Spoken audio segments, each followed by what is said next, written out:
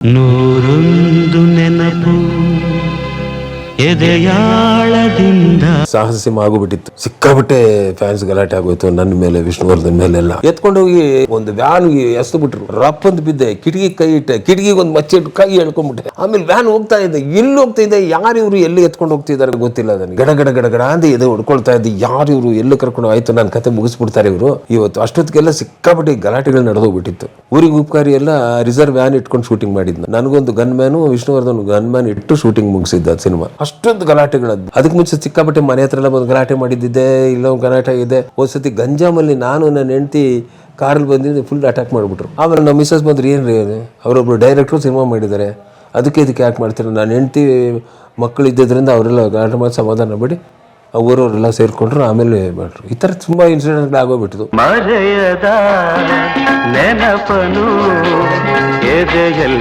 ಅದೆಲ್ಲ Rajani sir beginning days ಅವು. ಹೌದೌದು. ಆವಾಗ ಎಲ್ಲೋ ಹೋಗ್ಬಿಟ್ಟು ಅವನಿಗೆ. ಆವಾಗ ನಾನು ಸಿನಿಮಾ ಮಾಡಿದ್ದು ಒಂದು ಪ್ರೇಮದ ಕತೆ. ಅದರಲ್ಲಿ ಒಂದು ಚೇರ್ಮನ್ ಕ್ಯಾರೆಕ್ಟರ್ ಕೊಟ್ಟೆ ಅವನಿಗೆ. ಎಲ್ ವಿ ಶಾರದಾ, ಮಾನು, ಅಶೋಕ್, ಪ್ರೇಮ ಕಾರಂತು, ಕಟ್ಟೆ ರಾಮಚಂದ್ರ, ಇವರೆಲ್ಲ ಆಕ್ಟ್ ಮಾಡಿದ್ರು. ಆಶಾಲತಾ ಮೊದಲನೇ ಸಿನಿಮಾ ಅದು. ಸೊ ಒಂದು ಪ್ರೇಮದ ಕಥೆ ನಿಮ್ಮ ಮೊದಲ ಸಿನಿಮಾ? ಮೊದಲು ನನ್ನ ಇಂಡಿಪೆಂಡೆಂಟ್ ಡೈರೆಕ್ಷನ್ ಫಿಲ್ಮ್ ಅದು. ಅದರಲ್ಲಿ ನಾನು ರಜನಿ ಕರೆದೆ, ಬಂದು ಪಾರ್ಟ್ ಮಾಡ್ದ ಅವನು, ಎಲ್ ವಿ ಶಾರದಾಗೆ ಆಪೋಸಿಟ್ ಆಗಿ. ಆ ಸಿನಿಮಾದಲ್ಲೇ ಮೊಟ್ಟ ಮೊದಲನೇದಾಗಿ ಜೋಣ ಹಿಂಗೆ ಮಾಡ್ತೀನಿ, ಚೆನ್ನಾಗಿದೆ ನೋಡಿ, ಹಿಂಗೆ ಕರ್ನಾಟಕ ಹಿಂಗೆ ಅಂದ್ಬಿಟ್ಟು ಹಿಂಗೆ ಹಾಕೋನು, ಈಗ ಚೆನ್ನಾಗಿದೆ ಮಾಡೇ ಅಂದೆ. ಅಷ್ಟು ಕ್ಲೋಸ್ ಆಗಿಬಿಟ್ಟು ನಾವು ಸಹೋದರ ಸಹೋದರಲ್ಲಿ. ಆಮೇಲೆ ಹಿಂದೆ ನಾನು ಕರ್ಕೊಂಬಂದು ಅವಕಾಶಕ್ಕೆ ಇದು ಮಾಡಿಕೊಟ್ಟಿದ್ದು, ಇದರಿಂದ ತುಂಬ ಕ್ಲೋಸ್ ಆಗಿ ಆ ಸಿನಿಮಾ ಮಾಡಿಕೊಟ್ಟ. ತುಂಬ ಡೌನ್ ಟು ಅರ್ತ್. ಆವಾಗ ಅಲ್ಲಿ ಕಣ್ವದಲ್ಲಿ ಶೂಟ್ ಮಾಡುವಾಗ ಒಂದು ಡಾಮಿಟ್ರಿ ಕೊಟ್ಟರು. ಅಲ್ಲಿ ಅವ್ನಿಗೆ ಸಪ್ರೇಟ್ ರೂಮಲ್ಲಿ ಏನು ಪರವಾಗಿಲ್ಲ ಬೇಡ, ಒಂದು 10 ಜನ ಮಲಗಿದ್ದಾರೆ, ಕೊನೆಯಲ್ಲಿ ಅವ್ನಿಗೊಂದು ಹಾಸಿಗೆ ಒಂದು ದಿಂಬು ಹಾಕ್ಕೊಂಡು ಆರಾಮಾಗಿ ಮಲಗ್ಬಿಟ್ಟು ಸಿನಿಮಾ ಮುಗಿಸ್ಬಿಟ್ಟು ಹೋದ. ಸರಿ, ಎಂಥ ಒಂದು. ಅವನು ಸಹೋದರ ಶೂಟಿಂಗ್ ಮಾಡಬೇಕಾದ್ರೆ ಒಂದು ಸೀನ್ ಪೇಪರ್ ಸೀನ್ ಅಣ್ಣ ಜೋ ಅಣ್ಣ ಸೀನ್ ಪೇಪರ್ ತೊಗೊಂಡು ಆ ಬ್ಯಾಕ್ಗ್ರೌಂಡ್ ಸೆಟ್ ಹಿಂದ್ಗಡೆ ಬ್ಯಾಕ್ಗ್ರೌಂಡ್ ಹೋಗಿ ಪ್ರಾಕ್ಟೀಸ್ ಮಾಡೋನು. ಒಂದು ಸೀನ್ನ ಒಂದು 3 ಥರ ಪ್ರಾಕ್ಟೀಸ್ ಮಾಡ್ಬಿಡೋನು ಸ್ಟೈಲಿಶ್ ಆಗಿ. ನನ್ನ ಕರೆಯೋನು, ನೋಡಿ ಇದು ಮಾಡ್ತೀನಿ ನೋಡಿ ಹೆಂಗಿದೆ ಅಂತ. ಚೆನ್ನಾಗಿದೆ ಕಣೆ, ಇನ್ನೊಂದು ಮಾಡ್ತೀನಿ ನೋಡಿ ಏನು, ಇದು ಚೆನ್ನಾಗಿದೆಯಲ್ಲ ಅಂತ, ಇನ್ನೂ ಒಂದು ಮಾಡ್ತೀನಿ ನೋಡಿ ಏನು. ಸರ್ 3 ಥರ ಸ್ಟೈಲಿಶ್ ಆಗಿ ಆ್ಯಕ್ಟ್ ಮಾಡೋನು. ನಾನೇ ತಲೆ ಕೆರ್ಕೊಳ್ಳೋ ಥರ ಆಗ್ತಾಯಿದೆ, ಯಾವ್ದು ಚೆನ್ನಾಗಿದೆ, ಎಲ್ಲವೂ ಚೆನ್ನಾಗಿದೆ ಕಣೆ ಅಂತ. ಡೈರೆಕ್ಟರ್ ಸ್ವಲ್ಪ ಹೇಳಿ ಸರ್ ಅಂತ. ನಾನು ಹೋಗಿ ಡೈರೆಕ್ಟ್ರಿಗೆ ಹೇಳಿದೆ, సార్ ఇలా ఉంది, ఒక 3 వెరైటీగా వాడు యాక్ట్ చేస్తాడు సార్. ఎందుకయ్యా 3 వెరైటీగా అంతవరు? లేదు సార్, చాలా రిక్వెస్ట్ చేస్తాడు, మీరు కొంచెం చూడండి ಅಂತಂದೆ. ನಾನಂದೆ ಕರೆದೇವಿ ಬಾರಿ ಅದೇನು ಮಾಡಿ ತೋರಿಸು. ಡೈರೆಕ್ಟ್ರು ತಲೆ ಕೆರ್ಕೊಂಡಾಗಾಯ್ತು. ಅన్నీ ಬಾಗುಂದೆ ಹಿಮಾಯ ಸೇದಿ. ಆಮೇಲೆ ಅವನ್ನ ಕೇಳಿದೆ, ನಿನ್ನ ಯಾವ ಇಷ್ಟ ಇದು ಮಾಡು ಅಂತ. ಅವನ ಕೈಯಲ್ಲಿ ಮಾಡಿಸಿದ್ರು. ಅಲ್ಲಿಂದ ನೋಡಿ ಒಂದೊಂದು ಸೀನನ್ನು ಬ್ಯಾಕ್ಗ್ರೌಂಡ್ ಹೋಗೋದು, ಪ್ರಾಕ್ಟೀಸ್ ಮಾಡೋದು ಹಿಂಗೆ ಮಾಡಿ ಆ ಸಿನಿಮಾದಲ್ಲಿ ಹೈಯೆಸ್ಟ್ ಟೇಕ್ ನೇಮ್, ಒಳ್ಳೆಯ ಹೆಸರು ಮಾಡಿಬಿಟ್ಟ. ಸಿಕ್ಕಾಬಟ್ಟೆ ಹಿಟ್ ಆಗುತ್ತೆ ಪಿಕ್ಚರ್. ಇಂಥ ಸೂಪರ್ ಹಿಟ್ ಫಿಲ್ಮ್.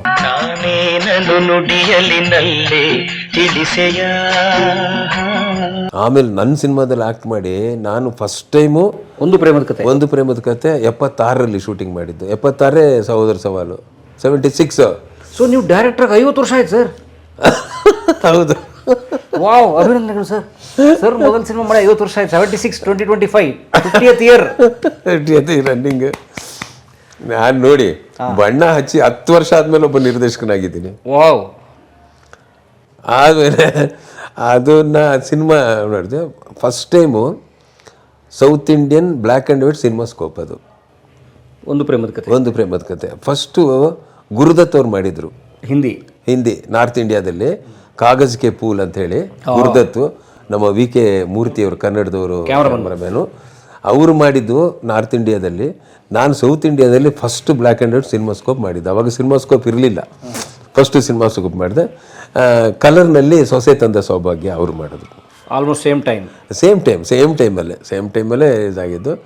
ಬರೀ 12 ದಿವಸದಲ್ಲಿ ಶೂಟ್ ಮಾಡಿದ್ದೆ ಆ ಫಿಲ್ಮ್. ನಾನು ಅರ್ಧ ಪುಟದ ಕಥೆನ ಬಸವರಾಜ್ ಮತ್ತು ಮಾನು ಎಲ್ಲ ಕೂತ್ಕೊಂಡು ಅದನ್ನು ಒಂದು ಸ್ಕ್ರಿಪ್ಟ್ ಥರ ಮಾಡಿ ಅದನ್ನು 12 ಡೇಸಲ್ಲಿ ಶೂಟ್ ಮಾಡಿದೆ. L V Sharada is also very happy with that. Manu, Ashok ಇವರೆಲ್ಲ ಆ್ಯಕ್ಟ್ ಮಾಡಿದರು.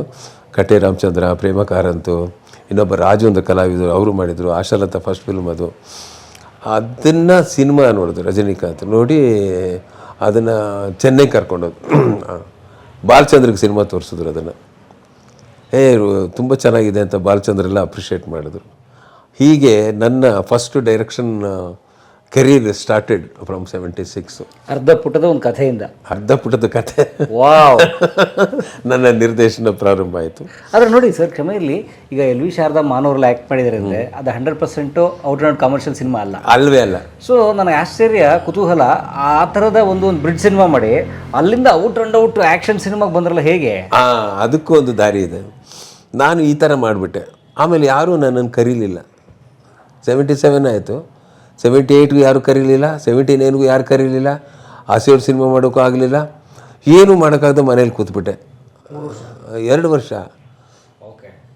77, 78 ರಿಲೀಸ್ ಆಯಿತು, ಯಾರೂ ಕರೀಲ್ಲ. 78 ಆಯಿತು. ಆಮೇಲೆ 79ಕ್ಕೆ KSR ದಾಸ್ ಫೋನ್ ಮಾಡಿದ್ರು, ಕರೆಸಿದ್ರು ನನ್ನ. ಸೊ ನೀವೊಂದು ಸಿನಿಮಾ ಇಂಡಿಪೆಂಡೆಂಟ್ ಡೈರೆಕ್ಟ್ ಮಾಡಿದ್ಮೇಲೆ ಮತ್ತೆ ಅಸೋಸಿಯೇಟ್ ಅಸಿಸ್ಟೆಂಟ್ ಆಗಿ ಯಾರು ಕರೆದ್ರು ಹೋಗಲಿಲ್ಲ, ನಾನು ಡೈರೆಕ್ಟ್ರ್ ಆಗಿಬಿಟ್ಟಿದ್ದೀನಿ ಮತ್ತೇನು. ಆಮೇಲೆ KSR ದಾಸು ಕರೆಸಿದ್ರು. ಏನು ಮಾಡ್ತಿದ್ಯಾ, ಏನು ಸರ್ ಸಿನಿಮಾ ಮಾಡಿಬಿಟ್ಟೆ, ನನಗೆ ಒಂಥರ ಆರ್ಟ್ ಫಿಲ್ಮ್ ಥರ ಮಾಡ್ಬಿಟ್ಟು. ನನಗೆ ಕಮರ್ಷಿಯಲ್ ಇದ್ದರೂ ಕೂಡ ಈ ಕಡೆ ತುಂಬ ಒಲವಿತ್ತು ನನಗೆ. ಯಾಕೆ ಒಲವು ಜಾಸ್ತಿ ಅಂತಂದರೆ, ಸಂಸ್ಕಾರ ಪಿಕ್ಚರ್ಗೆ ನಾನು ಅಪ್ಲಿಕೇಶನ್ ಹಾಕಿದ್ದೆ ಆರ್ಟಿಸ್ಟ್ಗೆ. ಅವರು ಲೆಟ್ರೆಲ್ಲ ಬರೆದಿದ್ರು, ಅದೂ ಇದೆ. ನಿಮಗೆ ಸೂಕ್ತವಾದ ಪಾತ್ರ ಇಲ್ಲದ ಕಾರಣ ಮುಂದಿನ ಚಿತ್ರಗಳಲ್ಲಿ ಅವಕಾಶ ನೋಡೋಣ ಅಂತೇಳಿ ಉತ್ತರ ಬರೆದಿದ್ರು. ಆವಾಗ ಆ ಥರ ನನಗೆ ಆ ಸಿನಿಮಾಗಳು ತುಂಬಾ ಇಷ್ಟ ಆಯಿತು. ಆರ್ಟ್ ಸಿನಿಮಾ ಬಿಡ್ ಸಿನಿಮಾ ತುಂಬ ಆಸಕ್ತಿ ಇದ್ದಿದ್ದರಿಂದ ನಾನು ಇದನ್ನು ಒಪ್ಕೊಂಡೆ. ಒಂದು ಪ್ರೇಮದ ಕತೆ ಏನು ಕಮರ್ಷಿಯಲ್ ಇದಪ್ಪ ಅಂತ ನೋಡ್ಬಿಟ್ಟು ಆಮೇಲೆ ಇದನ್ನು ಒಪ್ಕೊಂಡೆ. ನೋಡಿದ್ರೆ ಡೈರೆಕ್ಷನ್ ಅವಕಾಶ ಬರಲಿಲ್ಲ. ಆಮೇಲೆ ದಾಸವರು ಬಂದರು, 2 ವರ್ಷ ಮನೇಲಿ ಕೂರಿಸ್ಬಿಡ್ತಾರೆ ಸಿನಿಮಾ ಮಾಡಿದ್ರಿಂದ. ಆವಾಗ ಅಸೋಸಿಯೇಟಾಗಿ ತುಂಬ ಬ್ಯುಸಿಯಾಗಿದ್ದೆ ನಾನು. ಈ ಸಿನಿಮಾ ಮಾಡಿದ ಮೇಲೆ ಯಾವ ಕರೀಲೇ ಇಲ್ಲ. ಆಮೇಲೆ ದಾಸವ್ರು ಬಂದ್ಬಿಟ್ಟು ಏನೇ ಮಾಡ್ತೀನಿ, ಏನಿಲ್ಲ ಸರ್ ಸಿನಿಮಾ ಮಾಡಿದೆ, ಯಾರೂ ಕರೀಲಿಲ್ಲ. ಅಯ್ಯೋ ಆ ಥರ ಸಿನಿಮಾ ಮಾಡಿದ್ರೆ ಯಾರೇ ಯಾಕೆ ಕರೀತಾರೆ, ನನಗೆ ಕಮರ್ಷಿಯಲ್ ಸಿನಿಮಾ ಮಾಡಬೇಕು, ಈಗೇನು ಮಾಡ್ತೀಯ? ಏನೂ ಇಲ್ಲ ಸರ್, ಸುಮ್ಮನೆ ಕೂತಿದ್ದೀನಿ. ಸರಿ, ಈಗ ನಾನು ಸಿನಿಮಾ ಮಾಡ್ತಾಯಿದ್ದೀನಿ, ಬಾ ನೀನು ವರ್ಕ್ ಮಾಡ್ತೀಯ ಅಂತ. ಖಂಡಿತ ಮಾಡಿ, ನಿಮ್ಮ ಹತ್ರ ಮಾಡೋಕ್ಕೇನು ಸರ್ ಅಂತಂದು. ಅವರು ವಿಜಯ ವಿಕ್ರಮ್ ಅಂದ್ಬಿಟ್ಟು ವಿಷ್ಣುವರ್ಧನ್ ಹೀರೋ. ಫಸ್ಟು ಅವನು ದ್ವಿಪಾತ್ರದಲ್ಲಿ ಮಾಡ್ತಿದ್ದಾನೆ. ತಲೆ ಹಾಕಿದ್ರೆ ನಿಮ್ಮೆಲ್ಲರ ಕಾಲು ಮುರಿದು ಕುಂಟನ್ ಮಾಡ್ಬಿಡ್ತೀನಿ. ಸೊ ಅದು Vishnu sir first double acting first ಆಯಿತು. ಎಲ್ಲ ಆಯಿತು. ನಾನು ಸ್ಕ್ರಿಪ್ಟಲ್ಲಿ ಕೂತ್ಕೊಂಡೆ ಎಲ್ಲ ಮಾಮೂಲಿ ಅವ್ರಿಗೆ ಏನೇನು ಮಾಡಬೇಕು, ಶೆಡ್ಯೂಲ್ ಹಾಕೋದು, ಸೀನ್ಗಳು ಸಪ್ರೇಟ್ ಮಾಡೋದು ಎಲ್ಲ ಅವರು ಡೈರೆಕ್ಷನ್ ಮಾಡ್ತಿದ್ರು. ಮಿಕ್ಕಿದ್ದೆಲ್ಲ ನಾನೇ ಮಾಡ್ತಾಯಿದ್ದೆ. ಕಂಪ್ಲೀಟು ನನ್ನ ಮೇಲೆ ಬಿಟ್ಬಿಡೋರು. ನಾನು ಮರ್ಕೆರಾಗಿ ಹೋದ್ವಿ. ಮರ್ಕೆರಾದಲ್ಲಿ first day shoot. Vijaya Vikrama Raja seat, ಮರ್ಕೆರಾದಲ್ಲಿ ರಾಜಾ ಸೀಟಲ್ಲಿ ಸಾಂಗ್ ಸ್ಟಾರ್ಟ್ ಆ್ಯಂಡ್ ಆ್ಯಕ್ಷನ್ ಹೇಳಿದ್ರು. ಸಾಂಗ್ ಶುರುವಾಯಿತು. ಶಾರ್ಟ್ ನಡೀತಾ ಇದೆ. ಇವರು ಎದೆ ಹಿಡ್ಕೊಂಡು ಕುಸಿದ್ಬಿಟ್ರು ನಮ್ಮ ನಿರ್ದೇಶಕರು KSR ದಾಸು. ಸರ್ ಅಂತಂದರೆ ಏನು ಮಾಡ್ತಾಯಿರಿ ಅಂತಂದರು. ಅವ್ರನ್ನ ಅಲ್ಲಿ ಮಡಿಕೇರಿ ಹಾಸ್ಪಿಟ್ಲಿಗೆ ಹಾಕಿದ್ರು. ಆಮೇಲೆ ಸಾಂಗು ದಿನ ಪೂರ್ತಿ ಕಂಟಿನ್ಯೂ ಆಯಿತು. ಮಾರನೇ ದಿವಸಕ್ಕೆ ವಿಚಾರಿದ್ರು, ಅವರು ಹಾಸ್ಪಿಟ್ಲಲ್ಲೇ ಇದ್ದಾರೆ. ಸರಿ, ಇನ್ನೊಂದು ದಿವಸ ಶೂಟಿಂಗ್ ಮಾಡ್ತಾಯಿದ್ವಿ. ಅಷ್ಟೊತ್ತಿಗೆ ಡೈರೆಕ್ಟ್ರು ಬರ್ತಾರೆ. ಸಾಂಗ್ ತಾನೇ ನಡೀತಾ ಇದ್ದ, ಡ್ಯಾನ್ಸ್ ಮಾಸ್ಟರ್ಗಳಿದ್ರಲ್ಲ ಅವರು ಅಷ್ಟೊತ್ತಿಗೆ ಅಲ್ಲಿಂದ ಅವರು ಚೆನ್ನೈಗೆ ಮಡ್ರಾಸಿಗೆ ಕಳಿಸ್ಬಿಟ್ರು. ಅವರು ಸ್ವಲ್ಪ ಸೀರಿಯಸ್ ಆಗಿದೆ ಅಂದ್ಬಿಟ್ಟು ಹೊರ್ಟೋದ್ರು. ಸಾಂಗ್ ಮುಗಿದೋಯ್ತು, ಶೂಟಿಂಗ್ ನಿಂತೋಯ್ತು. ಏನು ಮಾಡೋದು? ದಾಸ್ ಇಲ್ವಲ್ಲ, ಡೈರೆಕ್ಟ್ರ್ ಇಲ್ವಲ್ಲ, ಎಂಟೈರ್ ಟೀಮ್ ಮರ್ಕ್ಯಾರದಲ್ಲಿದೆ. ಹಂಗಾಗ್ಬಿಟ್ಟು ಏನು ಮಾಡೋದು ಅಂತ ಅವರು ದಾಸವ್ರು ಹೇಳಿದ್ರಂತೆ, ಇಲ್ಲ ಜೋಸೈಮನ್ ಇದ್ದಾರೆ, ಅವ್ರು ಮಾಡ್ತಾರೆ, ನನ್ನ ಟೇಸ್ಟೆಲ್ಲ ಗೊತ್ತು, ಅವ್ನು ತೆಗಿತಾ ಇರಲಿ, ಅಷ್ಟೊತ್ತಿಗೆ ನಾನು ಅದೇನು ಬಿಟ್ಟು ಸುಧಾರಿಸ್ಕೊಂಡು ಹೆಂಗೋ ಬಂದುಬಿಡ್ತೀನಿ, ನಾನು ಒಂದು 2-3 ದಿವಸ ಮಾಡ್ತಾಯಿರು ಅಂತೇಳಿ. ಸರಿ ಮಾಡೋಣ ಅಂತ ಪ್ರೊಡ್ಯೂಸರ್ ಒಪ್ಕೊಂಡ್ರು, ಎಲ್ಲ ಮಾಡಿದ್ರು. ಯಾಕಂದರೆ ಸಹೋದರಳೆಲ್ಲ ನಾನು ತುಂಬ ಕೆಲಸ ಮಾಡಿದ್ನಲ್ಲ, ಹಾಗಾಗಿ ಮಾಡಿ ಅಂತಂದರು. ವಿಷ್ಣುವ್ರದ್ದು ಸ್ವಲ್ಪ ಹೆಸಿಟೇಟ್ ಮಾಡಿದ್ರು. ತುಂಬ ಕ್ಲೋಸ್ ನನಗೆ. ಅವರು ನಾನು ಫಸ್ಟ್ ಟೈಮು 2 ಪಾತ್ರದಲ್ಲಿ ಮಾಡ್ತಾಯಿದ್ದೀನಿ, ಕಷ್ಟ ಆಗುತ್ತಲ್ಲ ನೀನು ಮಾತ್ರ ಬೇಜಾರು ಮಾಡ್ಕೋಬಾರ್ದು ಅಂತಂದರು. ಯಾಕಂದರೆ ನಾನು ಯಾವುದು ಡಬಲ್ ಆ್ಯಕ್ಟಿಂಗ್ ಮಾಡಿಲ್ವಲ್ಲ, ನಾ ಮಾಡಿದ್ದು ಒಂದು ಪ್ರೇಮದ ಕತೆ. ಹಂಗಾಗಿ ಅವರು ಸ್ವಲ್ಪ ಹೆಸಿಟೇಟ್ ಮಾಡ್ತಾಯಿದ್ರು. ಶೂಟಿಂಗ್ ನಡೀತಾ ಇಲ್ಲ, ನಿಂತೋಗಿದೆ. 2 ದಿವಸ ಆಯಿತು, ಕಷ್ಟ ಆಗ್ತಾಯಿದೆ. ಎಲ್ರಿಗೂ ಊಟ ತಿಂಡಿ ಮಾಡ್ಕೊಂಡು ರೂಮಲ್ಲಿ ಎಷ್ಟು ದಿವಸ ಅಂತಿರ್ತಾರೆ. ಆಮೇಲೆ ದ್ವಾರಕೀಶ್ ಮುಂದೆ ಬಂದ, ಬಾಜು ನಾವು ಮಾಡೋಣ ಅಂತ. ದ್ವಾರಕೀಶು, ಮುಸರಿ ಕೃಷ್ಣಮೂರ್ತಿ, ಇನ್ನೊಂದು ಯಾವುದೋ ಕಾಮಿಡಿ ಹುಡುಗಿದ್ದು 1-2 ದಿನ ಶೂಟ್ ಮಾಡಿದೆ. ಆಮೇಲೆ ದ್ವಾರಕಿನೂ ಬಂದು ವಿಷ್ಣುಗೆ ಹೇಳಿ, ಚೆನ್ನಾಗಿ ತೆಗಿತಾನಪ್ಪ ಜೋ, ಶಾರ್ಟ್ ಗೀಟ್ ಎಲ್ಲ ಚೆನ್ನಾಗಿ ಇಡ್ತಾನೆ, ಮಾಡು ಅಂತ. ದ್ವಾರಕಿ ತಪ್ಪಾಗಿ ತಿಳ್ಕೊಬೇಡ ಕಣೋ, ನಾನು ಫಸ್ಟ್ ಟೈಮ್ ಕಣೋ ವಿಜಯ್ ಡಬಲ್ ಆ್ಯಕ್ಟಿಂಗ್ ಮಾಡ್ತಾಯಿದ್ದೀನಿ ಹಾಗೆ ಅಷ್ಟರಲ್ಲಿ ಅದಾದಮೇಲೂ ನಿಂತೋಯ್ತು. ತಿರ್ಗಾ ಅಷ್ಟರಲ್ಲಿಗೆ ಅಜಂತ ಅವರು ಎಲ್ಲ ಮಾಡಿ ಸೋಮಶೇಖರ್ನ ಕರೆಸ್ಬಿಟ್ರು ಬೆಂಗಳೂರಿಗೆ. ವಿ ಸೋಮಶೇಖರ್ ಅವರು ರಾಜ್ಕುಮಾರ್ದೆಲ್ಲ ಟ್ರಿಬಲ್ ಆ್ಯಕ್ಟಿಂಗ್ ಅದು ಇದೆಲ್ಲ ಮಾಡಿದ್ರು. ಶಂಕರ್ ಗುರು ಮಾಡಿದ್ರು. ಶಂಕರ್ ಗುರು ಮಾಡಿದ್ರೆ ಕರೆಸ್ಬಿಟ್ರು. ಬೆಂಗಳೂರಿಗೆ ಬಂದ ತಕ್ಷಣ ಆಮೇಲೆ ನಮ್ಮ ಪ್ರೊಡಕ್ಷನ್ ಹೌಸಿಂದ ನನಗೆ ಅಜಂತ ಮೂವೀಸ್ನ ಫೋನ್ ಮಾಡಿ, ಈ ಥರ ಹೀಗೆ ದಾಸವ್ರು ಇನ್ನು ಸ್ವಲ್ಪ ಇದರಲ್ಲೇ ಇದ್ದಾರೆ ಆಸ್ಪತ್ರೆಯಲ್ಲಿ, ಅದಕ್ಕೆ ವಿ ಸೋಮಶೇಖರ್ ಬಂದಿದ್ದಾರೆ. ನಾನು ಸರ್ ಅವ್ರು ಮಾಡ್ಕೊಂಡು ಹೋಗಲಿ ಸರ್, ನಾನು ಮಾಡೋದಿಲ್ಲ ಅಂತಂದೆ. ಆಮೇಲೆ ನನ್ನ ಜೊತೆ ನಮ್ಮ ಉಮೇಶ ಅಂತ ಇದ್ದ ಅಸಿಸ್ಟೆಂಟು, ಇನ್ನೊಬ್ಬರಿದ್ದರು. ಎಲ್ಲ ಅವರು ಸಾರಿಲ್ಲ ನಾನು ಮಾಡಲ್ಲ ಅಂದ್ಬಿಟ್ರು. ಆಮೇಲೆ ಅವರು ಸೋಮಶೇಖರ್ಗೆ ಹೇಳಿದ್ದಾರೆ, ಇಲ್ಲ ಈ ಥರ ಜೋಸೇಮನ್ನು ಅವರು ಮಾಡಲ್ಲ ಅಂತಿದ್ದಾರೆ, ಯಾರ ಅಸಿಸ್ಟೆಂಟು ಮಾಡಲ್ಲ, ವಾಪಸ್ ಹೋಗ್ತೀನಿ ಅಂತಿದ್ದಾರೆ ಅಂತ. ಆಮೇಲೆ ಅವರು ಸೋಮಶೇಖರ್ ಅವರು ದಾಸ್ಗೆ ಹೇಳಿದ್ದಾರೆ. ದಾಸ್ ಅವ್ರು ಹೇಳಿದ್ರಂತೆ ಎಲ್ಲ ಅವನ ಹತ್ರನೇ ಇರೋದು, ನಾನು ಹೋಗಿ ಸುಮ್ಮನೆ ಶಾರ್ಟ್ಗಳು ತೆಗಿತಾ ಇದ್ದೆ, ಸ್ಕ್ರಿಪ್ಟು, ಶೆಡ್ಯೂಲು, ಡೈಲಾಗ್ ಎಲ್ಲ ಅವನಿಗೆ ಗೊತ್ತಿರೋದು, ಅವನು ಇಟ್ಕೊಂಡು ನೀವು ಮಾಡಿ ಅಂತೇಳಿ. ಆಮೇಲೆ ನಾನು ತುಂಬ ಸ್ವಲ್ಪ ವಾದಗಳು ನಡೀತಾ ಇತ್ತು ಪ್ರೊಡ್ಯೂಸರ್ಗೂ ನನಗೂ. ನಾನಂದೆ ಖಂಡಿತವಾಗಿ ನಾವು ಮಾಡಲ್ಲ ಸರ್, ನಾನು ಹೊರಟೋಗ್ತೀನಿ ಬಿಡಿ ಅಂತ. ನಾನು ಅಸ್ಟೇಟ್ಗಳು ನಮ್ಮ ಜೊತೆ ಸ್ಕ್ರಿಪ್ಟೆಲ್ಲ ಬೇಕಾದ್ರೆ ಹ್ಯಾಂಡ್ ಓವರ್ ಮಾಡ್ತೀನಿ, ಬಿಟ್ಬಿಡಿ ನನ್ನ ಅಂತೇಳಿ. ಮರ್ಕ್ಯಾರದಿಂದ ಇವ್ರು ಬೆಂಗಳೂರಿಂದ ಫೋನು ಇದೇ ಆಗ್ತಾಯಿತ್ತು. ಕೊನೆಯಲ್ಲಿ ಹಿಂಗೇನಾಗೋಯ್ತು, ಅವ್ರಿಗೂ ಸೋಮಶೇಖರ್ಗೂ ಸ್ವಲ್ಪ ಬೇಜಾರಾಯಿತು. ಆಯಿತು ಬಿಡಿ ಅಂದರು. ಇವ್ರು ಹೇಳಿದಂತೆ ಆಯಿತು ಬಿಡಿ ಅಂತೇಳಿ ಅವರು ವಾಪಸ್ ಹೋಗ್ಬಿಟ್ರು. ಹೊರಟೋಗ್ರು. ಆಮೇಲೆ ಅವರು ಫೈನಾನ್ಸರ್ ಒಬ್ಬರು ಇದ್ದರು ನಿಚಾನಿ ಅಂತ, ಅವರು ನನಗೆ ಫೋನ್ ಮಾಡಿ, ನಿನಗೆ ನೆಕ್ಸ್ಟ್ ಪಿಕ್ಚರ್ನ ಡೈರೆಕ್ಷನ್ ಕೊಡ್ತೀನಿ, ಇದನ್ನು ಕೋಆಪ್ರೇಟ್ ಮಾಡು. ಹಾಗೆ ರೇ ಇಲ್ಲ ಸರ್, ನಾನು ದಾಸ್ ಅವರು ಅಂದ್ಬಿಟ್ಟು ನಾನು ಅಸೋಸಿಯೇಟಾಗಿ ಬಂದಿದ್ದೀನಿ, ಯಾರು ಕರೆದ್ರೂ ನಾವು ಹೋಗಿಲ್ಲ ಅಂತಂದೆ. ಆಮೇಲೆ ಕೊನೆಯಲ್ಲಿ ದಾಸ್ ಇಟ್ಟಕ್ಕೆ ಡಿಸಿಷನ್, KSR ದಾಸ್ ಅವರು ಪ್ರೊಡ್ಯೂಸರ್ಗೆ ಹೇಳ್ಬಿಟ್ಟು ವಿಷ್ಣುಗೆ ಫೋನ್ ಹಾಕಿ, ವಿಷ್ಣು ನೀನು ಮಾಡು, 10 ಡೇಸ್ ಶೆಡ್ಯೂಲ್ ಇದೆ, ಆ 10 ಡೇಸ್ ಶೆಡ್ಯೂಲ್ ನೀನು ಶೂಟ್ ಮಾಡು, ಏನಿದ್ರು ನಾನು ರೀಟೇಕ್ ಮಾಡ್ತೀನಿ, ರೀಶೂಟ್ ಮಾಡ್ತೀನಿ. ನಾನು ಇಷ್ಟ ಆಗಲಿಲ್ಲ ಅಂದರೆ, ನಿನಗೆ ಇಷ್ಟ ಆಗಲಿಲ್ಲ ಅಂದರೆ 10 ಡೇಸ್ ನಾನು ರೀಶೂಟ್ ಮಾಡ್ತೀನಿ. ಪ್ರೊಡ್ಯೂಸರ್ ಒಪ್ಕೊಂಡ್ರು. Producer yes I am also agreed, ನೀವು ಶೆಡ್ಯೂಲ್ ಬೇಕು ಮಾಡೋದು ಬೇಡ, 10 ದಿನ ಮಾಡಿಬಿಡಿ ವಿಷ್ಣು, ಎಂಟೈರ್ ಟೀಮ್ ಇದೆ ಅಲ್ಲಿ, ಜಯಂತಿ ಇವರು ಶೂಟ್ ಮಾಡಿಬಿಡಿ, ಮುಗಿದ ಮೇಲೆ ಬೇಕಾದ್ರೆ ಚೆನ್ನಾಗಿಲ್ಲ ಅಂದರೆ ರೀಶೂಟ್ ಮಾಡ್ಬೋಣ ಅಂತ ದಾಸ್ ಅವರು ಹೇಳಿದ್ದಾರೆ. ಆಮೇಲೆ ವಿಷ್ಣು ಬಂದು ನನ್ನ ಹತ್ರ, ನೀನು ದಯವಿಟ್ಟು ತಪ್ಪಾಗಿ ತಿಳ್ಕೊಬಾರ್ದು ಕಣೆ, ಹಾಗೆ ಹೇಗೆ ಖಂಡಿತ ಇಲ್ಲಪ್ಪ, ನಿನ್ನ ಆಸೆ ಇದೆ, ಆಂಬಿಷನ್ ಇದೆ, ಮಾಡೋಣ, ಒಂದು 10 ದಿವಸ ಮಾಡೋಣ, ದಾಸ್ ಒಪ್ಕೊಂಡಿದ್ದಾರಲ್ಲ, ರೀಶೂಟ್ ಮಾಡ್ತೀನಿ ಅಂದ್ಕೊಂಡಿದ್ರು, ಮಾಡೋಣ ಅಂತ ಹೇಳ್ಬಿಟ್ಟು ಆವಾಗ ಈ ಕೇಮ್ ಟು ವರ್ಕ್. ಆವಾಗ ಫಸ್ಟು ನಾನು ಇಂಡಿಪೆಂಡೆಂಟಾಗಿ ವಿಷ್ಣುವರ್ಧನ್ನ ಡೈರೆಕ್ಟ್ ಮಾಡ್ತಾಯಿದ್ದೀನಿ. ವಿಜಯ ವಿಕ್ರಮದಲ್ಲಿ 10 ದಿನ ಶೂಟ್ ಮಾಡಿದೆ ನಾನು.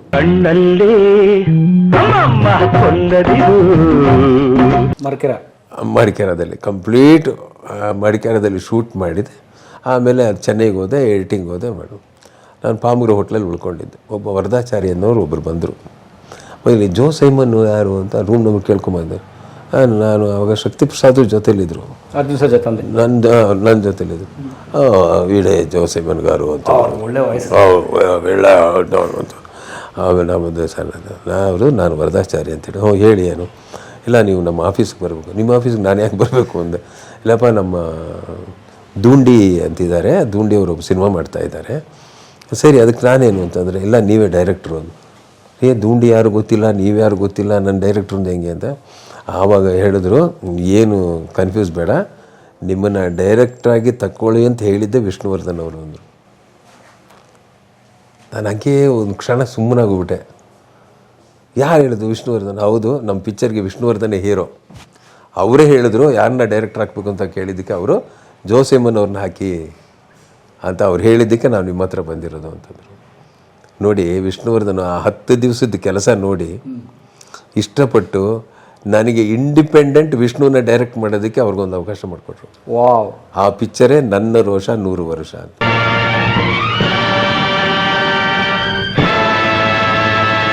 ಸೊ ಅವರೇ ಕರೆದು ಒಂದು ಸಿನಿಮಾ ಕೊಡ್ಸ. ಅವ್ರು ನನಗೂ ಹೇಳಲಿಲ್ಲ, ಹಿಂಗೆ ಸಿನಿಮಾ ಕೊಡ್ತಾ ಇದ್ದೀನಿ ಕಣೆ, ಹೋಗಿ ನೋಡಿಗಿಡು ಅಂತ ಏನು ಹೇಳಲಿಲ್ಲ. ಆ ಮ್ಯಾನೇಜರ್ ಬಂದು ಹೇಳಿದಾಗ ನನಗೆ ಗೊತ್ತಾಗುತ್ತೆ, ಸರ್ ವಿಷ್ಣು ಅವರು ಹೇಳಿದ್ದಾರೆ ನಿಮ್ಮನ್ನ ಹಾಕ್ಕೊಳ್ಳೋಕ್ಕೆ ಅಂತ. ಆಮೇಲೆ ಅವ್ರ ಆಫೀಸ್ಗೆ ಹೋಗಿ ಕತೆ ಕೇಳಿ ಎಲ್ಲ ಮಾಡಿ 100 ವರ್ಷ 100 ವರ್ಷ ಅನ್ನೋದು ಫಸ್ಟು ನಾನು ಇಂಡಿಪೆಂಡೆಂಟಾಗಿ ವಿಷ್ಣುವರ್ಧನ ಡೈರೆಕ್ಟ್ ಮಾಡಿದ್ದ ಆ ಸಿನಿಮಾ. ವಾವ್! ಅಲ್ಲಿಂದ ನೋಡಿ ಕಂಟಿನ್ಯೂಸ್ ಆಗಿ ನೆಕ್ಸ್ಟು ಅಜಂತ ಮೂವೀಸ್ನಲ್ಲಿ ವಿಜಯ ವಿಕ್ರಮ ನಾನು 10 ದಿನಕ್ಕೆ ವರ್ಕ್ ಮಾಡಿದ್ನಲ್ಲ, ಅವರೊಂದು ಸಿನಿಮಾ ಕೊಟ್ಟರು, ಸಿಂಹದ ಜೋಡಿ ಅಂತ. ಹೀಗೆ ನನ್ನ ವಿಷ್ಣು ಅವ್ರದ್ದು ಸಿಕ್ಕಾಬಟ್ಟೆ ಅಂಡರ್ಸ್ಟ್ಯಾಂಡಿಂಗ್ ಆಗುತ್ತೆ. ಅವರೊಬ್ಬ ಕಲಾವಿದನಾಗಿ, ನಾನೊಬ್ಬ ನಿರ್ದೇಶಕನಾಗಿ ಭಾಳ ಅಂಡರ್ಸ್ಟ್ಯಾಂಡಿಂಗ್ ಆಗುತ್ತೆ. ಸಿನಿಮಾಗಳ ಮೇಲೆ ಸಿನಿಮಾ ಯಾರು ಹೋದರೂ ಜೋಸೈಮನ್ ಅಂತ ಹೇಳುವರು ಅವರು. ಅವರು ಯಾಕೆ ಅಷ್ಟು ಅಂಡರ್ಸ್ಟ್ಯಾಂಡಿಂಗ್ ಇತ್ತು ಅವರು. ಸೊ ಅಂದರೆ ಈಗ ಜೋ ಸೈಮನ್ ಅವ್ರ ಜೊತೆಗೆ ಎಷ್ಟೊಂದು 7 ಸಿನಿಮಾ ಮಾಡಿದ್ದೀರಾ? 10 ಮೇಲೆ ಮಾಡಿದ್ದೇನೆ ಸಿನಿಮಾ. 10 ಮೇಲೆ ಮಾಡಿದ್ದೀರಿ, ಇನ್ಕ್ಲೂಡಿಂಗ್ ಸಾಹಸ ಸಿನಿಮಾ. ಸೊ ಏನದು ಜೆಲ್ಲಿಂಗ್ ಪಾಯಿಂಟ್ ಅದು? ಏನಿಲ್ಲ, ನಾನು ಅವ್ರನ್ನ ಯಾವ ರೀತಿ ನಾನು ಬಳಸ್ಕೊಳ್ತಿದ್ದೆ, ಅವರ ಪಾತ್ರಕ್ಕೆ ಹೆಂಗೆ ಜೀವ ತುಂಬಿಸ್ತಾ ಇದ್ದೆ. ನಾನು ಹೇಳಿದ್ರೆ ಭಾಳ ಅಚ್ಚುಕಟ್ಟಾಗಿ ಮಾಡ್ತಾಯಿದ್ರು. ಬೇರೆಯವರೆಲ್ಲ ರೀಮೇಕ್ ಸಿನಿಮಾಗಳೆಲ್ಲ ಮಾಡ್ತಾಯಿದ್ರು, ನಾನು ರೀಮೇಕೇ ಮಾಡಲಿಲ್ಲ. ರೀಮೇಕ್ ಸಿನಿಮಾ ಮಾಡಲಿಲ್ಲ. ನಿಮ್ಮ ಕರಿಯರ್ ರೀಮೇಕ್ ಸಿನಿಮಾ ಇಲ್ಲ? ಇದೆ, ಅದು ಒಂದು ವಿಚಾರ ಹೇಳ್ತೀನಿ, ಆಮೇಲೆ ಹೇಳ್ತೀನಿ. ಓಕೆ. ರೀಮೇಕ್ ಸಿನಿಮಾಗಳೇ ಮಾಡಲಿಲ್ಲ. ಆ ಎಲ್ಲ ನೇರವಾದ ಕಥೆಗಳು, ಮನು ಬರೆದಿದ್ದು ಸಾಹಸ ಸಿಂಹ ಆಯಿತಾ, ತಗೊಂಡು ಮಾಡಿದ್ದು. ಆಮೇಲೆ BR ಲಕ್ಷ್ಮಣರಾವ್ದು, ಆಮೇಲೆ ಅನಂತ್ನಾಗ್ ಹಾಕೊಂಡು ಒಂದು ಸಿನಿಮಾ ಮಾಡಿದ್ದೆ, BL ವೇಣು ಮಾಡಿದ್ದು, ಪ್ರೇಮಜಾಲ ಅಂತ 86ರಲ್ಲಿ ಮಾಡಿದ್ದೆ. ಹೀಗೆ ಕಥೆಗಳನ್ನು ಆಯ್ಕೆ ಮಾಡಿ ಸಿನಿಮಾ ಮಾಡ್ತಾಯಿದ್ವಿ. ಆಮೇಲೆ ನನಗೆ ಅವ್ರಿಗೆ ಬಹಳ ತುಂಬ ಸಂಬಂಧ ಹತ್ರ ಆಗೋಯ್ತು ನನಗೆ. ಆಮೇಲೆ 80ರಲ್ಲಿ ನನಗೂ ಅವರು ಯಾವ ರೀತಿ ಸಿಕ್ಕಾಬಿಟ್ಟು ಕ್ಲೋಸ್ ಆಯಿತು ಅಂದರೆ, 80ರಲ್ಲಿ ಅಜಂತ ಮೂವೀಸರು ಒಂದು ಸಿಂಹ ಜೋಡಿ ಅಂತ ಸಿನಿಮಾ ಕೊಟ್ಟರು ನನಗೆ. ನಿಮ್ಮ ವಿಷ್ಣು ಸರ್ 2ನೇ ಕಾಂಬಿನೇಷನ್. ಅವರು ಪ್ರಾಮಿಸ್ ಮಾಡಿದರು, 10 ದಿವಸ ಮಾಡಿಕೊಡಪ್ಪ, ನೆಕ್ಸ್ಟ್ ಸಿನಿಮಾ ಕೊಡ್ತೀನಿ ಅಂತ ಪ್ರಾಮಿಸ್ ಮಾಡ್ದಂಗೆ ಕೊಟ್ಟರು ಸಿನಿಮಾ ಸಿಂಹ ಜೋಡಿ. ಅದರಲ್ಲಿ ಸಿಕ್ಕಾಬಟ್ಟೆ ಸಿನಿಮಾ ಹಿಟ್ಟಾಯಿತು. ಮಂಜುಳಾ ಹೀರೋಯಿನ್ನು, ಮುಸ್ರಿ ದಿನೇಶು, ಈ ಪ್ರಭಾಕರ್ಗೆ ವಿಚಿತ್ರವಾದ ಕ್ಯಾರೆಕ್ಟರ್ ಎಲ್ಲ ಕೊಟ್ಟು ಭಾಳ ಚೆನ್ನಾಗಾಯಿತು. ಸಿಂಹ ಜೋಡಿ ಮಾಡೋ ಸಮಯದಲ್ಲಿ ಒಂದು ಶೂಟಿಂಗ್ ನಡೀತಾ ಇದೆ. ಜೈ ಜಗದೀಶು, ರೂಪಾದೇವಿ ಎಲ್ಲ ಹಾಕ್ಕೊಂಡು ಹಲ್ಸೂರಲ್ಲಿ ಒಂದು ಮನೆ ಇತ್ತು. ಸಡನ್ನಾಗಿ ಬಂದರು, ಜೋ ಸ್ವಲ್ಪ ಶೂಟಿಂಗ್ ನಿಲ್ಸು. ಯಾಕೆ ಅಂತಂದರು. ಇಲ್ಲ ನೀ ಹೇಳು, ಲೈಟ್ಸ್ ಆಫ್ ಮಾಡಿಗಳು. ನಾನು ಲೈಟ್ಸ್ ಆಫ್ ಮಾಡ್ಬೋದು. ಬನ್ನಿ. ಯಾಕೆ ವಿಷ್ಣು, ಏನಾಯಿತು? ಚೆನ್ನಾಗಿ ಹೋಗ್ತಾ ಇದ್ದೀರಿ, ಏನಾರು ಇದೆ? ಏನಿಲ್ಲ, ನೀವು ಬನ್ನಿ, ಒಂದು ನಿಮಿಷ. ಕರ್ಕೊಂಡು ಹೋಗ್ಬಿಟ್ರು, ರೂಮಿಗೆ ಕರ್ಕೊಂಡು ಹೋಗ್ಬಿಟ್ಟು ಹಂಗೆ ನಾನು ನೋಡಿಕೊಂಡು ಅವ್ರ ಕಣ್ಣಲ್ಲಿ ನೀರು ತುಂಬಿದೆ. ಏನಾಯಿತು ಅಂತಂದೆ. ನನ್ನ ಹಾಗೆ ಬಾಜಿ ತಪ್ಕೊಂಡು ಬೆನ್ನು ತಟ್ಕೊಂಡು ಸ್ವಲ್ಪ ಧೈರ್ಯ ತಗೋ. ಯಾಕೆ ವಿಷ್ಣು ಅಂತ ಅಂದರೆ, ಆವಾಗ ಅವರು ಪಾಪ ದುಃಖದಿಂದ ಹೇಳಿದ್ರು, ನಿಮ್ಮ ತಾಯಿಯವರು ತೀರ್ಕೊಂಡಿದ್ದಾರೆ ಅಂತ. ನನಗೆ ಹಾಗೇ ಸುಮ್ಮನೆ ಬಜ್ಜಿ ತಪ್ಪಿಕೊಂಡು ಅವ್ರ ಕಣ್ಣಲ್ಲಿ ನೀರು, ಅವ್ರ ತಾಯಿ ತೀರೋದ್ರೇನೋ ಅನ್ನೋ ಮಟ್ಟಿಗೆ ಅಷ್ಟು ಫೀಲ್ ಕೊಟ್ಟು, ಇದಕ್ಕೆ ನಾನು ಶೂಟಿಂಗ್ ನಿಲ್ಸಕ್ಕೆ ಹೇಳಿದ್ದು. ಹೋಗಿ ನೀವು ಊರಿಗೋಗಿ ಅದೇನಿದೆ ನಿಮ್ಮ ತಾಯಿದು ಅಂತ್ಯ ಸಂಸ್ಕಾರ ಮಾಡ್ಕೊಂಡ್ಬಂದಿದ್ದೆ. ನನಗೆ ಎಷ್ಟು ಅವರು ವಿಷ್ಣು ಧೈರ್ಯ ಕೊಟ್ಟರಿಂದ ಅವತ್ತು ನನ್ನ ತಾಯಿ ತೀರ್ಕೊಂಡಿದ್ದ ದಿನ ಅವ್ರು ಶೂಟಿಂಗ್ ನಿಲ್ತು. ಅವ್ನು ಮಂಡ್ಯಕ್ಕೆ ಹೋಗಿ ನಾನು ತಾಯಿದು ಅಂತ್ಯ ಸಂಸ್ಕಾರ ಎಲ್ಲ ಮಾಡಿ ಆಮೇಲೆ ಬಂದು ಸಿನಿಮಾ ಕಂಟಿನ್ಯೂ ಮಾಡಿದೆ. ಆ ಒಂದು ಆ ಪ್ರೀತಿನ ಅವ್ರು ನನ್ನ ಮೇಲೆ ಇಟ್ಟಿದ್ದ ಒಂದು ಆ ಪ್ರೀತಿ, ಆ ಕಣ್ಣಲ್ಲಿ ನಾನು ಯಾವಾಗ ಮಾತಾಡೋ ನನಗೆ ಹಂಗೆ ದುಃಖ ಬಂದುಬಿಡುತ್ತೆ. ನಮ್ಮ ತಾಯಿ ಬಗ್ಗೆ ಅವರು ಅಷ್ಟು ಅಭಿಮಾನ, ತನ್ನ ತಾಯಿನೇ ಅನ್ನೋ ರೀತಿಯಲ್ಲಿ ಅವರು ಸ್ಪಂದನೆ ಕೊಟ್ಟರಲ್ಲ, ನನಗೆ ಆವತ್ತಿಂದ ಸಿಕ್ಕಾಬಟ್ಟೆ ಅವ್ರ ಮೇಲೆ ಜಾಸ್ತಿ ಇದಾಗೋಯ್ತು. ವಿಷ್ಣು ಮೇಲೆ ಸಿಕ್ಕಾಬಟ್ಟೆ, ವಿಷ್ಣು ಮೇಲೆ ನನಗೆ. ಇನ್ನೊಂದು ದೊಡ್ಡ ಇನ್ಸಿಡೆಂಟು, 2ನೇ ಇನ್ಸಿಡೆಂಟು, ಅದು ಗೋಕಾಕ್ ಚಳುವಳಿ ನಡೀತಾ ಇತ್ತು. 83 ಗೋಕಾಕ್ ಚಳುವಳಿ. ಸಾಹಸ ಸಿಂಹ ಆಗೋಗ್ಬಿಟ್ಟಿತ್ತು, ಊರಿಗೆ ಉಪಕಾರಿ ಆಗೋಯ್ತು. ಸಿಕ್ಕಾಬಟ್ಟೆ ಫ್ಯಾನ್ಸ್ ಗಲಾಟೆ ಆಗೋಯ್ತು ನನ್ನ ಮೇಲೆ, ವಿಷ್ಣುವರ್ಧನ್ ಮೇಲೆಲ್ಲ ಭಯಂಕರ ನಡೀತಾ ಇತ್ತು. ಪೇಪರ್ಲೆಲ್ಲ ಬಂತು, ನಿಮಗೆ ಗೊತ್ತಿರಬೇಕು. ಮೈಸೂರಿಗೆ ಹೋಗ್ಬಿಟ್ಟೆ ನಾನು, ಕರೆತರು ಅಂದ್ಬಿಟ್ಟು ಗೋಕಾಕ್ ಚಳುವಳಿ ಸ್ಟ್ರೈಕ್ಗೆ ಅಂತೇಳಿ. ಅಲ್ಲೋಗಿ ಗಾಂಧಿ ಸ್ಕ್ವೇರು ಮೈಸೂರು, ಅಲ್ಲಿ ಹೋದರೆ MP ಶಂಕರ್ ಕೂತಿದ್ದಾರೆ, ಇನ್ಯಾರು ಕೂತಿದ್ದಾರೆ ಸ್ಟ್ರೈಕ್ಗೆ. ನಾನು ಹೋಗೋಷ್ಟರಲ್ಲಿ ದಬ ಅಂತ ಈ ಕಡೆ ಇಬ್ಬರು ಆ ಕಡೆ ಇಬ್ಬರು ಒಂದು ಹಿಡ್ಕೊಂಬಿಟ್ರು. ನಾನು ಕರ್ಕೊಂಬಂದು ಡ್ರೈವರ್ ಅಲ್ಲೇ ಇದ್ದಾನೆ. ಆ ಡ್ರೈವರ್ ಬಂದ, ಬಿಡಿ ಅಂತ, ಆ ಥರ ಬಂದರೆ ಅಷ್ಟೇ ಅಂತಂದು. ಆ ಡ್ರೈವರ್ ಇನ್ನೂ ಇದ್ದಾನೆ, ಒಕ್ಕೂಟದಲ್ಲಿ ಕಾರು ಓಡಿಸ್ತಾ ಇದ್ದಾನೆ ಡ್ರೈವರು. ಹೋಗ್ಬಿಟ್ರು. ನನ್ನ ಕನ್ಫ್ಯೂಷನು. ಆಮೇಲೆ MP ಶಂಕರ್ ಅಂತ ಅವ್ರು ಹೇಳ್ತಾರೆ, ಬಿಡ್ರಪ್ಪ, ಅವ್ರಿಗೆ ಯಾಕೆ ಹಿಡ್ಕೊಂಡಿದ್ದಾರೆ? ಬಿಡಿ ಸರ್, ನನ್ನ ಮಗನಿಗೆ ಸರಿಯಾಗಿ ಕಾಣಿಸ್ತೀವಿ ಅಂತ. ತೆಗಿರೋ, ಮುಗಿಸೋ ಕತೆ ಅನ್ನೋ ಥರಲ್ಲಿ ಆಗುತ್ತೆ. ಇಲ್ದಂದ್ರೆ ಅವತ್ತು 2 ಕೈಗಳು ಹೋಗ್ಬಿಟ್ರು. ಇದ್ದಕ್ಕಿದ್ದಂಗೆ ಇನ್ನೊಂದು ಗುಂಪು ಬಂತು, ಇನ್ನೊಂದು ಬಂದು ದಬಾರ ಅಂತ ಊರು ತಾಳೆ ನನ್ನನ್ನು ಎತ್ಕೊಂಡು ಹೋಗಿ ಲಿಟ್ರಲ್ಲಿದ್ದೆ, ನಿಂಟಿದ್ದೆ ವ್ಯಾನ್. ಒಂದು ವ್ಯಾನ್ಗೆ ಎಸ್ದುಬಿಟ್ರು, ರಪ್ಪಂತ ಬಿದ್ದೆ, ಕಿಟಕಿ ಕೈ ಇಟ್ಟೆ, ಕಿಟಕಿಗೆ ಒಂದು ಮಚ್ಚೆ ಇಟ್ಟು ಕೈ ಎಳ್ಕೊಂಬಿಟ್ಟೆ. ಏನು ನಾನು ಆಕ್ಷನ್ ಡೈರೆಕ್ಟ್ರು, ನನಗೆ ಏನ್ಪಟ್ಟು. ಆಮೇಲೆ ವ್ಯಾನ್ ಹೋಗ್ತಾ ಇದ್ದೆ, ಎಲ್ಲಿ ಹೋಗ್ತಾಯಿದ್ದೆ, ಯಾರು ಇವರು ಎಲ್ಲಿ ಎತ್ಕೊಂಡು ಹೋಗ್ತಿದ್ದಾರೆ ಗೊತ್ತಿಲ್ಲ ನನಗೆ. ಗಡ ಅಂತ ಎದೆ ಹೊಡ್ಕೊಳ್ತಾ ಇದ್ದೆ, ಯಾರು ಇವರು ಎಲ್ಲಿ ಕರ್ಕೊಂಡು ಆಯಿತು, ನನ್ನ ಕತೆ ಮುಗಿಸ್ಬಿಡ್ತಾರೆ ಇವರು ಇವತ್ತು. ಅಷ್ಟೊತ್ತಿಗೆಲ್ಲ ಸಿಕ್ಕಾಪಟ್ಟೆ ಗಲಾಟೆಗಳು ನಡೆದೋಗ್ಬಿಟ್ಟಿತ್ತು. ಊರಿಗೆ ಉಪಕಾರಿ ಎಲ್ಲ ರಿಸರ್ವ್ ವ್ಯಾನ್ ಇಟ್ಕೊಂಡು ಶೂಟಿಂಗ್ ಮಾಡಿದ್ದು ನಾನು. ನನಗೊಂದು ಗನ್ಮ್ಯಾನು, ವಿಷ್ಣುವರ್ಧನ್ ಗನ್ಮ್ಯಾನ್ ಇಟ್ಟು ಶೂಟಿಂಗ್ ಮುಗಿಸಿದ್ದೆ ಅದು ಸಿನಿಮಾ. ಅಷ್ಟೊಂದು ಗಲಾಟೆಗಳು ಅದ್ಬಿಟ್ಟಿದ್ದೆ, ಏನು ಗೊತ್ತಿಲ್ಲ, ಆ ಥರ ಆಗೋಯ್ತು ಬಿಡಿ. ಅದನ್ನೆಲ್ಲ ಇನ್ನೂ ನೆನೆಸ್ಕೊಂಡು ಬೇಜಾರಾಗುತ್ತೆ. ಕರ್ಕೊಂಡು ಹೋಗ್ಬಿಟ್ರು. ನೋಡಿದ್ರೆ ಮೈಸೂರಲ್ಲಿ ಹೈವೇ ಹೋಟ್ಲು ಕರ್ಕೊಂಡು ಹೋದ್ರು. ಬನ್ನಿ ಬನ್ನಿ ಅಂತಂದರು. ನಡೆಯಪ್ಪ ಅಂತ ಎದ್ರುಕೊಂಡು ಲಿಫ್ಟಲ್ಲಿ ಕರ್ಕೊಂಡು 4ನೇ ಫ್ಲೋರ್ ಏನೋ ಅಲ್ಲಿಗೆ ಹೋಗಿದ್ದಾಗಿದ್ರೆ ನೋಡಿದ್ರೆ ವಿಷ್ಣುವರ್ಧನು. ಸರ್ ನೋಡಿ ನಿಮ್ಮ ಡೈರೆಕ್ಟ್ರನ್ನ ಕರ್ಕೊಂಬಂದಿದ್ದೀವಿ ಅಂತಂದರು. ವಿಷ್ಣುವರ್ಧನ್ ಹಂಗೆ ತಪ್ಪಿಕೊಂಡು ಕಣ್ಣಲ್ಲಿ ನೀರು ಹಾಕ್ಕೊಂಡು, ನೀವು ವಿಷಯ ಗೊತ್ತಾಯ್ತು, ನಿಮ್ಮನ್ನು ಅಟ್ಯಾಕ್ ಮಾಡಿಬಿಟ್ರು ಅಂತ ಯಾರೋ ನನಗೆ ಹೇಳಿದ್ರು. ಅದಕ್ಕೆ ನಾನು ನಮ್ಮ ಹುಡುಗರಿಗೆ ಹೇಳಿದೆ, ಕಣ್ಣಲ್ಲಿ ನೀರು ಹಾಕೊಂಬಿಟ್ಟ ತಪ್ಪಿಕೊಂಡು, ನಿಮ್ಗೆ ಏನಾರು ಆಗೋಗ್ಬಿಟ್ಟಿದ್ರೆ ನಾನು ಖಂಡಿತ ಸುಮ್ಮನೆ ಇರ್ತಿರ್ಲಿಲ್ಲ ಅಂತ. ಅದು 2ನೇ ಇನ್ಸಿಡೆಂಟ್. ಅವ್ರು ನನ್ನನ್ನು ತಪ್ಪಿಕೊಂಡು ಕಣ್ಣೀರಿಟ್ಟು ಹತ್ತಿದ್ದು. ಬಟ್ ಅವತ್ತು ವ್ಯಾನ್ ಹೋಗಿಲ್ಲ ಅಂದರೆ ಬಹುಶಃ ನಿಮ್ಮ ಮುಗಿಸ್ಬಿಟ್ಟಿರೋರು, 2 ಕೈ ಹೋಗ್ಬಿಟ್ಟಿರೋರು ನನಗೆ. ಅದಕ್ಕೆ ಮುಂಚೆ ಸಿಕ್ಕಾಪಟ್ಟೆ ಮನೆ ಹತ್ರ ಎಲ್ಲ ಬಂದು ಗಲಾಟೆ ಮಾಡಿದ್ದಿದ್ದೆ, ಇಲ್ಲೊಂದು ಗಲಾಟೆ ಇದೆ. ಒಂದು ಸತಿ ಗಂಜಾಮಲ್ಲಿ ನಾನು ನನ್ನ ಹೆಂಡ್ತಿ ಕಾರಲ್ಲಿ ಬಂದಿದ್ದು ಫುಲ್ ಅಟ್ಯಾಕ್ ಮಾಡಿಬಿಟ್ರು. ಶ್ರೀರಂಗಪಟ್ಟಣ ಗಂಜಾಮ. ಗಂಜಾಮ.